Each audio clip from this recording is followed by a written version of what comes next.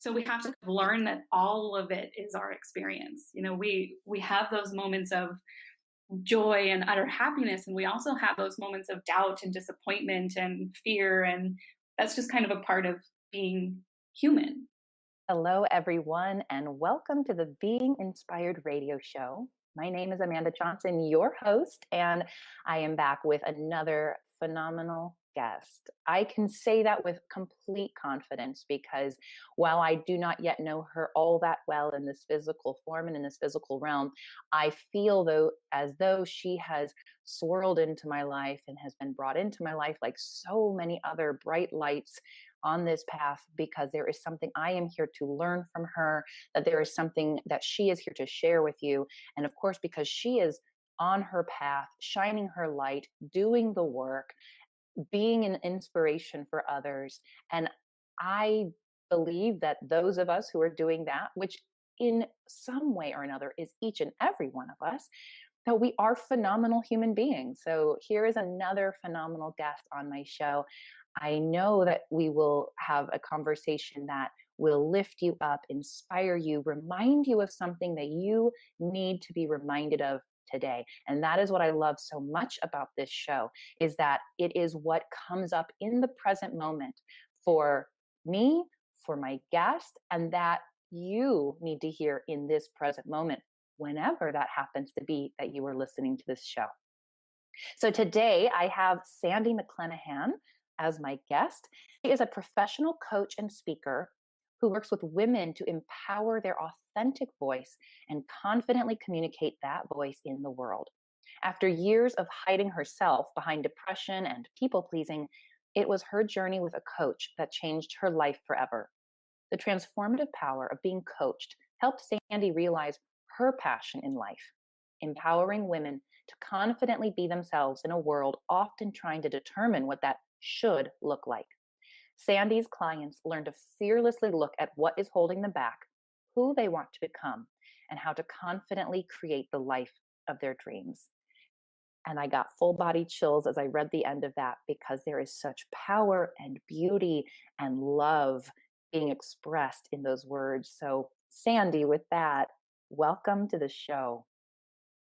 Thank you so much, Amanda. I'm really grateful to be here and just want to say hello to everyone who's listening whenever or wherever they may be listening.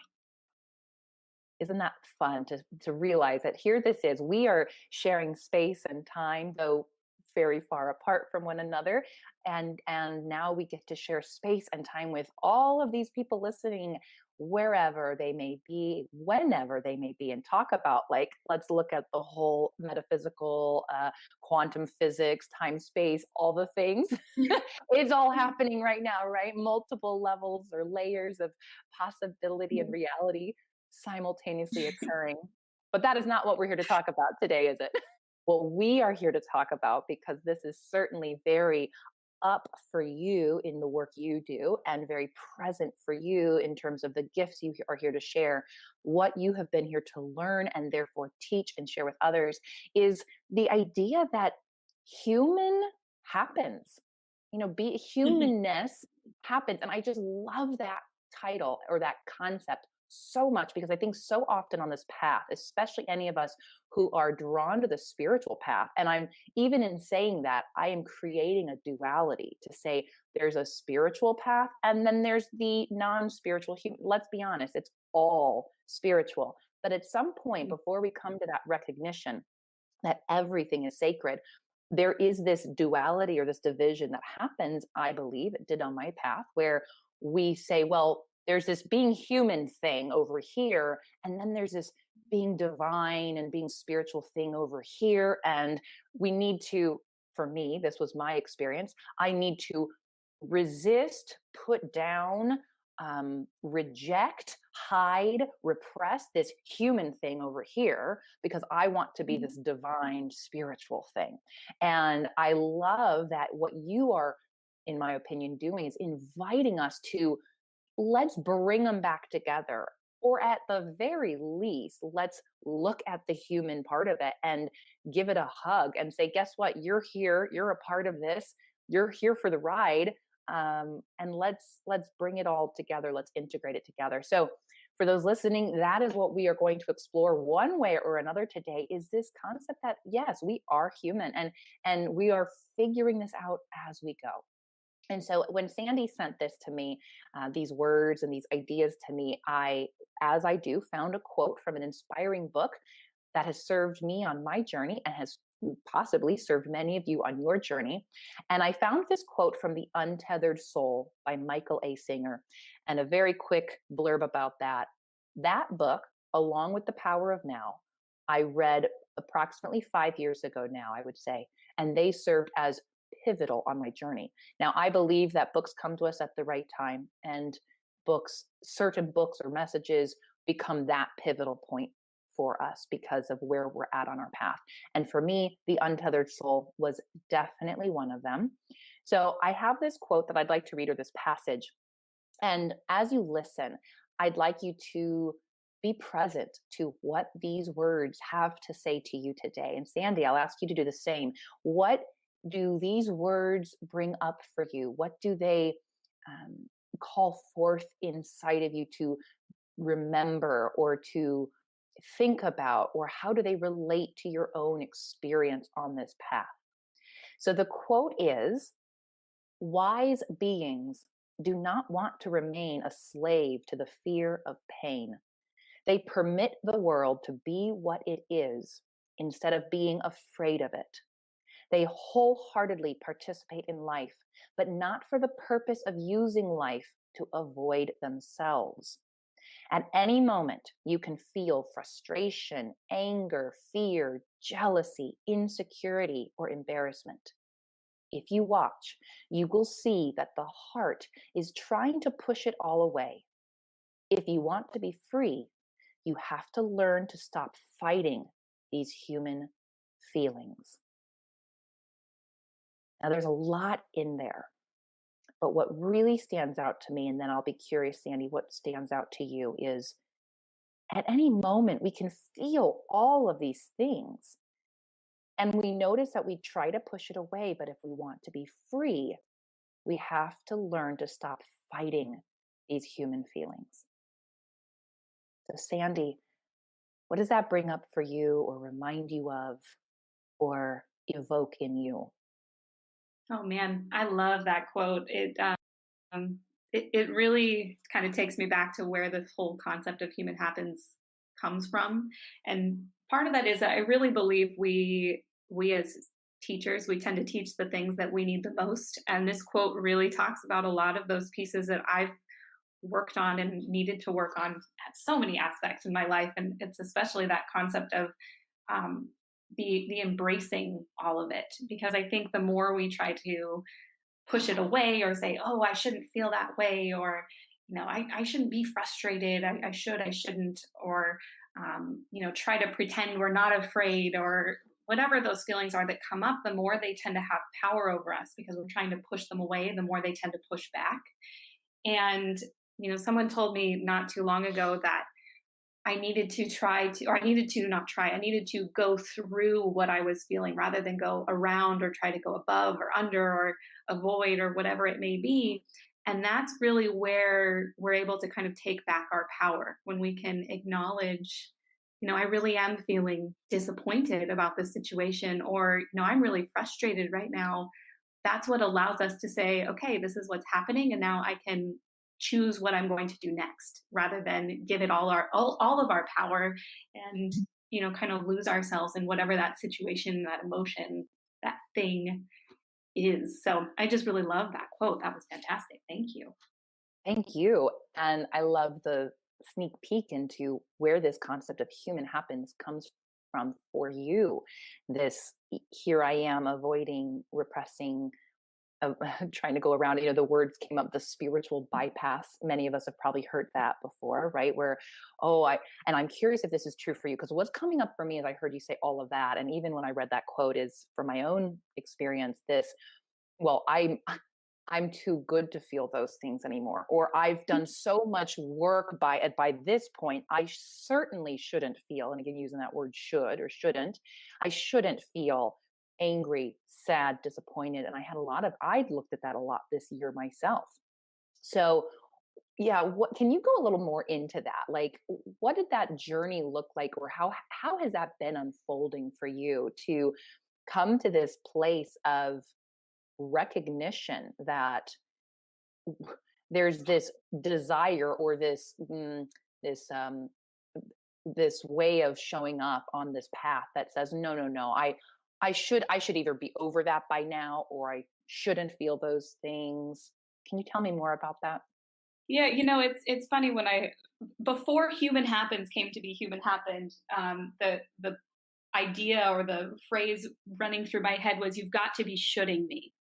That's what kind of kept going in and out of my head. And this word "should," it's so powerful, and it's so powerful in the way that we actually. It's kind of a way we give away our power, is the way that I usually think of it, because saying should in and of itself implies that it's not ours.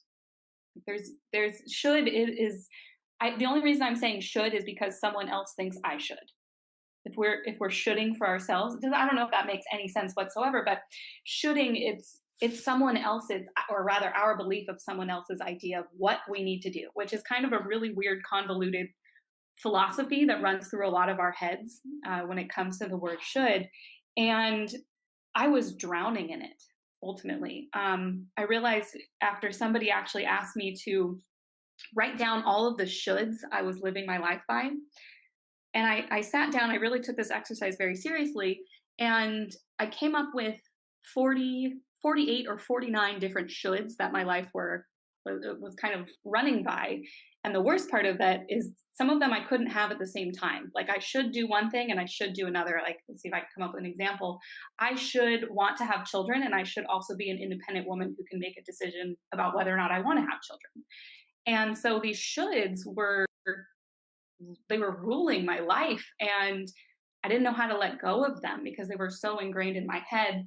And so learning to kind of look at each one of them and decide whether or not it was something I actually wanted to live by was incredibly powerful.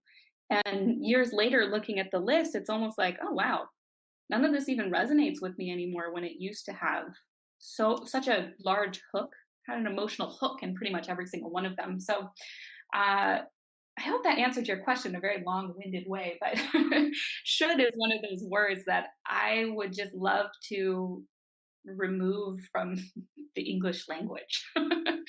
Amen. We've added a lot of words. I feel like now is the time we can start to remove them.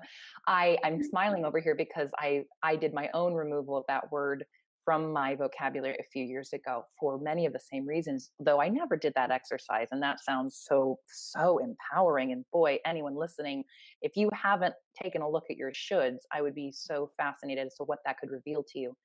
So you did answer my question. Now you've primed me for more, because now I want to know more. So this the idea that you've got to be shooting me is fabulous. And how do you see, because I think that is such a to your point, you talked about that in your bio about how you work with a lot of women who that is one of their major issues, problems. And I think that really runs throughout the world. And I don't think this is a gender um No, bias not thing. at This men and women, we all have our shoulds, of course. all. Now I'm curious for you, how did it evolve from being about the shoulds of one's life and experience? I should do this. I shouldn't do that. I should feel this way. I should want these things. I should show up this way. I should meditate Mhm. every day for 15 minutes. That was one of my shoulds early on. And when I noticed that, I thought, that's interesting. All of Mhm. these things. How did that now evolve into allowing yourself to feel all the things it means to be human and to be with all of the things it means to be human? What did that evolution or that next step look like? Well, first, I'd love to say that to anyone who decides to do this exercise, also look at the shouldn'ts, because the shouldn'ts are just as powerful as the shoulds. So look at both of them and know that they also kind of reflect each other. But how did that really evolve? Well, when I was looking at those shoulds, I realized that I had an intense amount of guilt and shame coming up around pretty much every single one of them, because there was guilt around looking backwards and saying, should have all of these things. And if I hadn't done them yet, then, I was feeling like I owed someone, or, I was comparing myself and judging. And so it created this gigantic snowball of stuff, like just icky, I don't want to look at this stuff, which I had kind of realized I had buried under years and years and years of depression. And it was like the more I tried to shove it away or bury it or pretend it didn't exist, the more, well, the more I really wasn't allowing myself to be this person that I am. And I sort of lost myself in all of it. Because when you're trying to say, I should all of these things, it's like you're trying to fit yourself into a smaller and smaller and smaller and smaller box, which isn't you. And so, who are you really when you start uncovering all of these shoulds? And that was where this, I guess, gentleness is really the best way that I can put it, started to appear, because the more I looked at these shoulds and shouldn'ts, the more I could let them go, and the bigger the box became, and the more that I could start really uncovering, who is this person that is Sandy.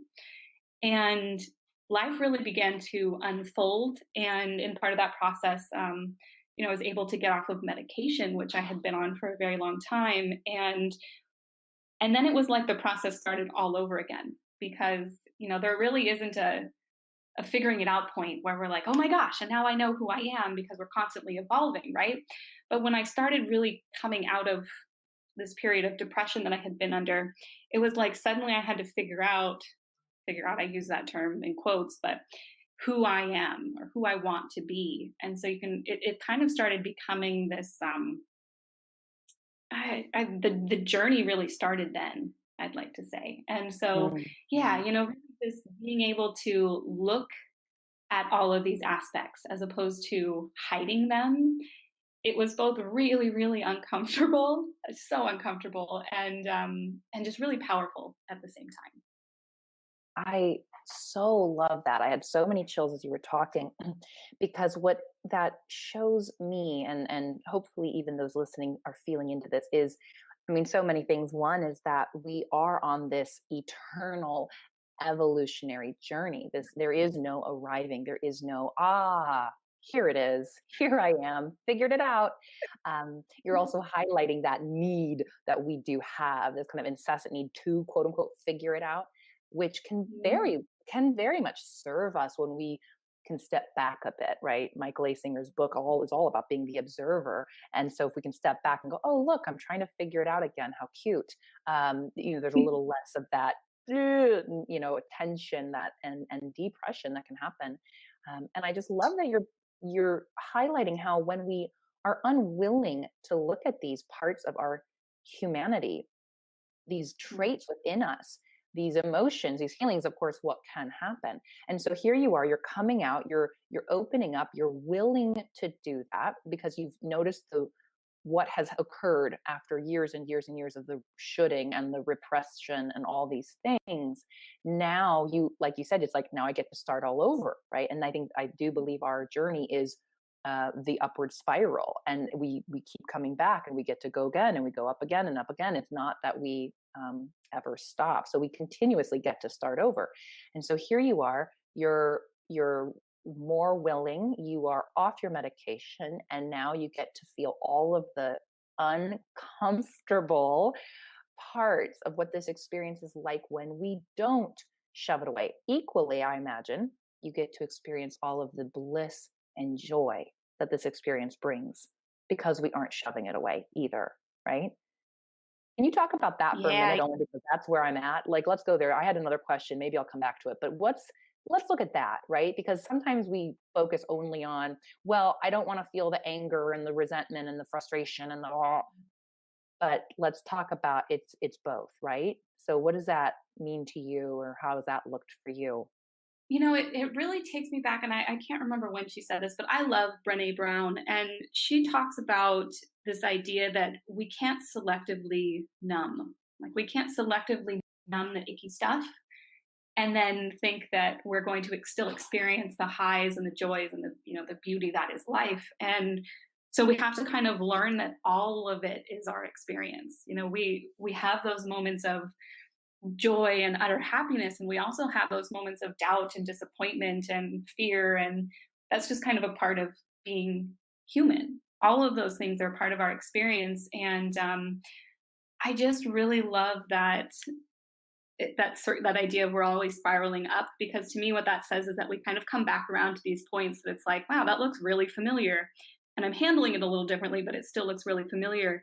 And I think that what I've noticed is, even when you do the work and the shoulds, for instance, they still kind of come back around, because you come back to it and you're like, oh man, I should really handle this a little differently. But I still feel X, Y, and Z. There's a lot of comparison and judgment that happens in life, especially now in our overly connected world. And in all of those moments of comparison and judgment, it's another opportunity to kind of say, okay, what's coming up? What am I really looking at? What is it saying? What am I trying to learn about myself? And let go of that comparison, that judgment. But we're always coming back around to it, no matter how much work we do, no matter how many, courses we take, or how many, times I've coached someone. I still need coaching myself. I still have to work through my own stuff. There is no, you know, never experiencing fear or doubt again, which has been a very difficult lesson for myself personally. Right. Well, and then that brings us to this idea that we be open to experiencing and feeling all of it. I want to point to what you said about Brene Brown, of course, brilliant teacher and leader for us. And Mhm. I've heard those similar thoughts, and it's interesting, and I'm curious if this is true for you. In my path, I've noticed that, and within the last probably year, even this has really made itself known to me, where I avoid feeling super elated or excited about something because I don't Mhm. then want to feel the disappointment or the loss later, right? So there's even what, and so that can be, so I think, and why I say that is I think we can at times unconsciously numb ourselves out to Mhm. feeling these things. And I think we Mhm. can consciously numb ourselves out of fear, out of concern, right? Is that true for you? Have you felt that in your life? Oh, definitely. One thing that what you're saying brings up for me a lot is this kind of idea of balance versus harmony. Because what balance really seems to say is that if I experience this high, I must equal, as you kind of said, right? I must also experience the exact same low. And while I think that can help us work our way through certain things, it also feels very linear to me. And so, what I kind of tried to move from balance more into harmony, because what harmony says is that everything's constantly working to stay in harmony, similar to balance, but it's not one for one. I think is why I really love the idea of harmony, versus balance. And it's definitely an unconscious thing that we have to turn conscious, because so much gets, the stories and the stuff going on inside of our brain that we have no idea is kind of running the show. We have to get kind of conscious about, so for instance, what you were just saying, right? If that's something that you're living, how can you help yourself move beyond that? Okay, well, if this really high elation happens, what's going to be the thing that counterbalances it, so that you can experience all of it instead of trying to, worry about something while you're experiencing something else. It's like, it's kind of hard to be in the present if you're worried about, oh gosh, if I get too excited here, then what is the thing going to Right. be? Does that make Right. sense? Oh, 100%. And actually, when you said harmony over balance, which I'm really loving that concept, is this from a musical standpoint. I've not the most studied in music, though I have quite a background in music. And I'm thinking, especially as a singer, when you find harmony, there are times where you harmonize at a third, you harmonize sometimes at a fourth. You might pick again, these are all parts of your right, in the octave, you might harmonize at an octave, so you're singing the same note, just an octave different, or you found some other area in between, right, to harmonize at. And sometimes it can have a slight dissonance and other times it doesn't. Point being, when you said it's harmony over balance, right, or again, it's not an either or, but there's, leaning more into the harmony concept. There is this idea that it doesn't have to be equal per se, right? So you don't have to be an octave apart, so you're on the high end, I'm on the low end, like you may be only a fourth from me. So there's a this it just offers this a spectrum, if you will, I suppose, of options. And I love that. I love that so much. Yeah. So tell me more about this as you are now in a space of being open to allowing the humanness to be there. So you're aware of it, you see it um, as this is part of the experience, and I no longer want to reject it, deny it, squash it. What does that look like for you? Can you paint us that picture a bit more? Well, it looks pretty messy, to be 100% honest. It looks messy. When you're trying to kind of, we'll go with the selective numbing idea, right? The world looks pretty um, controlled, I suppose, is a good way to look at it, or at least that's what we're perceiving it to be. Because you're like, okay, well, I'm gonna not feel this right now. I'll feel it later, or I'm gonna push it away, or whatever. It's almost like trying to take control of something that's uncontrollable. And when you sort of surrender into whatever is coming up, it's like taking a bunch of paint and splatting it on the wall and then trying to make some sense out of it. Because every single moment is another opportunity to experience a multitude of things. And so it's like you kind of, I mean, you have to become a whole heck of a lot more present, because when you're trying to manage and control, I guess is the best way to describe it, versus really experiencing, it's like you're living either in the future or you're living in the past, because you're trying to say, okay, I should have done this, or I don't want to feel this. And the difference is really when you sit here and you go, I am feeling X, Y, and Z. And that can be kind of confusing when you've spent a lot of time, trying to only feel one way or another, because you find yourself being really elated and still being disappointed at the same time. Or you find yourself feeling, you know, just full of laughter and joy and happiness, but there's still something that, maybe is making you kind of sad. And it's confusing to realize that you can experience all of these things at the same time, because you're not used to it. Because you're used to trying to say, Right. no, right now I'm only whatever. So it's a Yeah. messy, chaotic mess. And I think that's what I love about this concept of human happens, because there's a lot happening. There's a lot happening. Yeah. Yeah.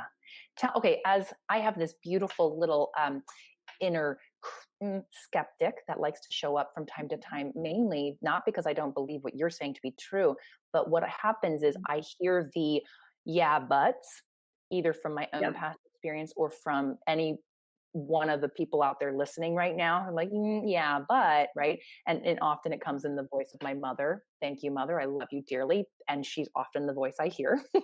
So here's my follow-up question to that, to address those skeptics or those concerns. Okay, especially since you are someone who has said, I've come from a place of deep depression, or at least depression of some sort, that you are willing to identify and label and name and point to, and even sounds like potentially had some medicative, medication to support you on that. Anyhow, how do you respond to, or how will you respond to the question of, well, if I let it happen, okay, if I let myself feel all these things and experience all these things, won't I just become a big fat mess? Or again, you said it's messy, but how will I not succumb to deep depression, for example? Or how Yeah. will I get on with my day? How will I be a productive, contributing person in society? So these to me are the skeptics and the critics in terms of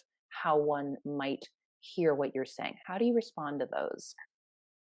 Well, the first one is I love metaphors, because I think they make life so much more picturesque, right? So the way that I would describe it first and foremost is it's kind of like learning how to swim. You don't, if you don't know how to swim, you don't dive right into the deep end, right? You don't just like open the floodgates and like look at all of it, right? What you do is you start with one step at a time, right? So maybe you start in the shallow end, you take a step into the pool, and then you take another step into the pool, and eventually the water's up to your waist, right? Well, you're not swimming quite yet, but you're in the pool. And then maybe you'll walk a little bit deeper, and you'll walk a little bit deeper until eventually you're starting to learn how to swim, because you can't touch the ground anymore. And I like to think of kind of dealing with our emotions in sort of the same way, where, you may sit down with yourself for a moment and just kind of ask yourself, like, what am I feeling right now? just right in this exact second, not at a moment where you're, you know, losing your absolute mind. That's not the time to sit down and be like, okay, here's what I'm feeling. You got to start where you have a little bit more control, right? So it's a practice is kind of the other way that I like to look at it too, because I think everything in life is a practice. It's not something that, we don't pick anything up and like we're a genius savant right away. And so learning to kind of process or understand or handle or look at our emotions, whatever you want to call it, is something that we have to actually do consciously. And it's kind of like meditation. You may want to start with 30 seconds of just kind of sitting with yourself and asking yourself, what am I feeling? And then maybe move to 5 minutes and then 10 minutes and then 20 minutes, whatever it may look like. And so I think learning to understand ourselves and understand our emotions, it's just something we have to practice and not try to force. Because again, I think a lot of these things that I've learned on my journey is that, when I don't know about you, but I'm also a perfectionist. And so I want to do it perfectly the first time. Well, our emotions, there really is no perfect way to see them or experience them or whatever. So it's really just learning to sort of be with ourselves and kind of be gentle with ourselves and see what it is that we're feeling, and yeah, practice it. Does that answer your question? How does your Totally. critic feel right Oh, now? my my critic feels like she just got, put on the back seat in the back shelf for a second. No, of course, I am a recovering perfectionist, so that is where this voice comes from in these moments. And even in my mother, again, I love you dearly, mother, and her perfectionism has really, paved this path, and that's why I often hear her voice piping in, mainly because it's, but what if I do it wrong? What if I explore my emotions wrong, and then I'm depressed for a year and I can't get out of bed, or whatever the fear is, because it's all fear. It's not actual, right? It's not actually happening. It's the projection of the fear what could go wrong. And so anyway, yes, I think that beautifully answers these potential concerns that someone may have. Like, well, how, what do I do? And also your metaphor offers such a beautiful invitation to uh, come into the pool, but you don't have to jump into the deep end. So I think that's absolutely right, that life is a practice, all of it. And it's an ongoing practice. So once you do swim in the deep end, again, you're not done. Now you're going to practice swimming in the ocean, and then you're going to practice the different strokes, and then you get to practice, whatever, suspending yourself. So, I mean, it keeps evolving. It keeps evolving. So Yeah, and I beautiful. think it's really important too to remember that because it's such a wide spectrum of things that we experience, it's really, really important to celebrate and to shine light on when we're feeling amazing and wonderful. Because typically, what we do is we think of emotions, we think of like the icky stuff. We think about like, oh, well, I don't want to feel A, B, and C, and so we focus on it. It kind of goes back to what we talked about in the beginning, right? Like you're feeding all this power into the stuff you don't want to feel, and we can do exactly the same thing for the great stuff. Like I realized recently that for myself personally, I needed to actually give myself time to celebrate, to like actually look at life and be like, oh, this great thing happened, because I've been so focused on, oh, well, I didn't feel this way today, so that's a win. Well, yeah, and celebrate the good stuff. Celebrate, like, wow, I felt really right in this moment. I'm feeling so happy. I don't even know how to contain myself. It's really important to shine light on those, to remember that there is a lot of great stuff happening, especially as we're learning to work through kind of the ickier, lower level, whatever, low level vibration stuff. So that's an important part of the practice too. Look at the good stuff. Because, yeah, and that will help us to further integrate and embrace the human. I mean, and because it is all part of being human. Mhm. And yeah, Mhm. so beautiful reminder. Beautiful, beautiful reminder. So, Sandy, before I pivot and ask our closing questions, is there anything else that you care to share about this topic around humanness and life happening and experiencing all of it? There's just two other pieces that I'd love to add that I think are really important here, and one of those is self honesty. I think it's really important as we're kind of getting to know ourselves better at a deeper level. We have to be really honest with ourselves, because that kind of allows us to actually say, you know what, this is what I'm experiencing, and that's okay. But again, the more we try to push it away, it's kind of like being dishonest to ourselves. So self honesty is something that I'd love to also, put out there as a practice. And then the last one is just have some fun.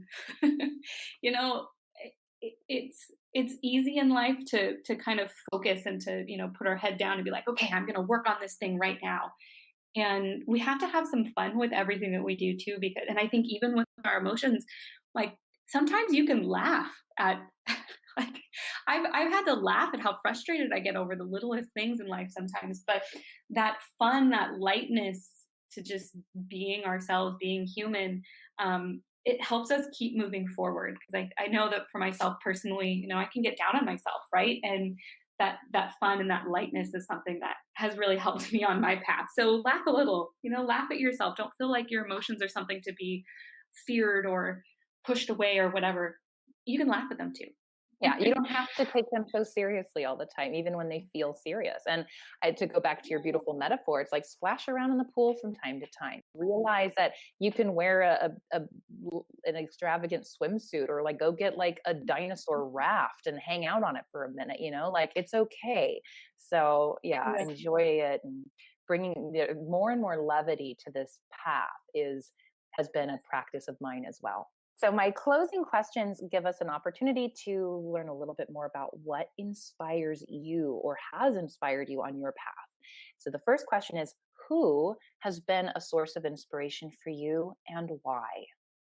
Well, one of them I already mentioned earlier. Brené Brown is probably one of my biggest inspirations when she talks about vulnerability. I think that was one of the that TED talk was that she does, and if you've never listened to Brené Brown's TED talk, I highly recommend it.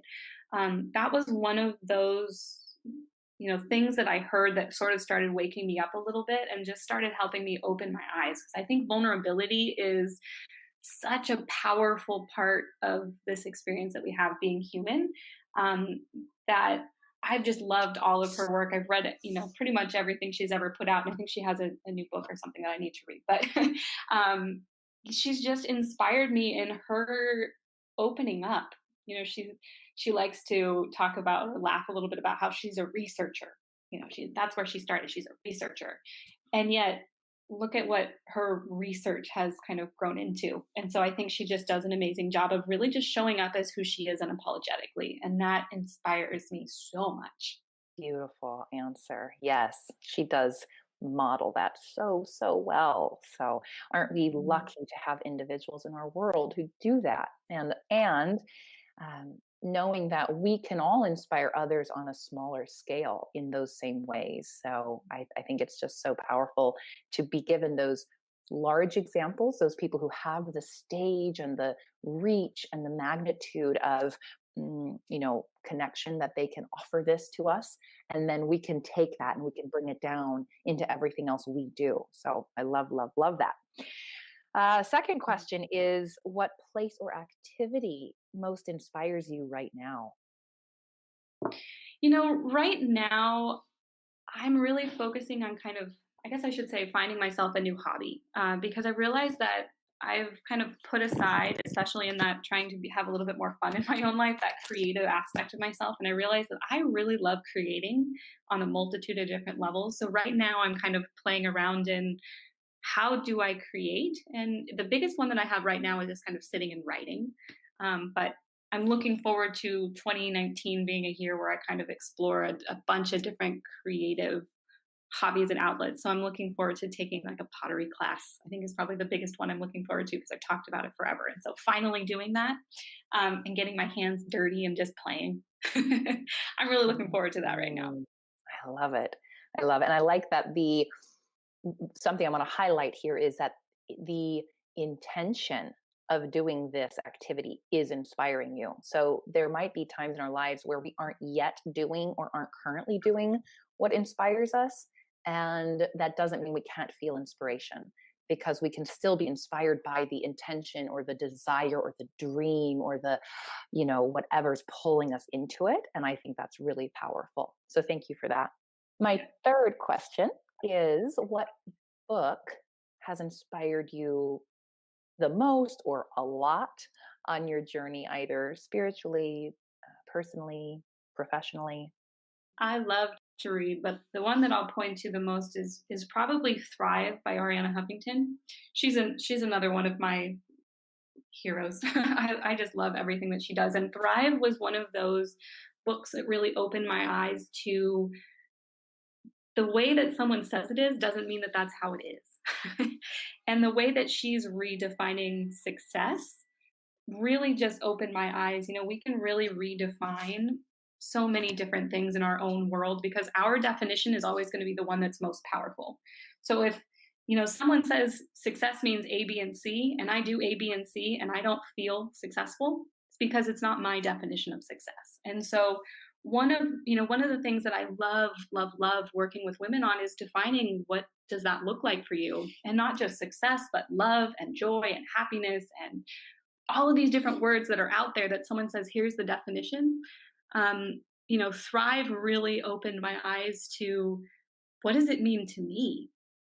And as part of that figuring out who I am, we have to figure out what our own definitions are of these different things. So yeah, Thrive just really it opened my eyes and it really just kind of set me down a very different path. And so even with her definition, it's not 100% mine, but it still allows me to look at what does success look like for me? What does joy look like for me? What does love look like for me so that I can know when I have it and when I don't? And helping other people figure that out for themselves is one of the things I love most about my work because ultimately who we are is it's so many different things, but figuring out your own definitions of life is really really powerful. I love it. And what a powerful reason for that answer, and connecting it back to the importance of doing what you're doing and sharing what you're doing. And for those of us to be brave enough to allow humanness to happen to us, to allow every experience to be what it is, to be present to it, to explore it, at times with curiosity and playfulness, at times maybe more seriously, depending on what's called for, and allowing ourselves to, through that exploration and through that willingness, open ourselves to more of who we truly are. What are our definitions for things? Because to your point, it's going to, different things are going to feel different to me than they will to you. And can, if we aren't willing to say, oh, this is what I'm feeling right now, then how are we ever going to know what love and joy and success and happiness and all these things feel like, right? So there's such a beautiful connection there. Sandy, I have adored this conversation. These go by so fast, and yet I know they are exactly what they are meant to be in this moment. And I'm so grateful for you and your gifts and your light and your courage and your willingness to show up differently than you have before as you go up this spiral and you come back around to something and you say, I've been here before. This looks familiar. I'm showing up differently now, this time, and next time, and next time, because you doing it gives every person that you come into contact with more and more permission to do the same. So thank you for doing your work in the world and shining your light so brightly. Thank you so much for having me, Amanda. It was really really just wonderful chatting with you, and I can imagine there are many many conversations to come that are just for the heck of it. So thank you.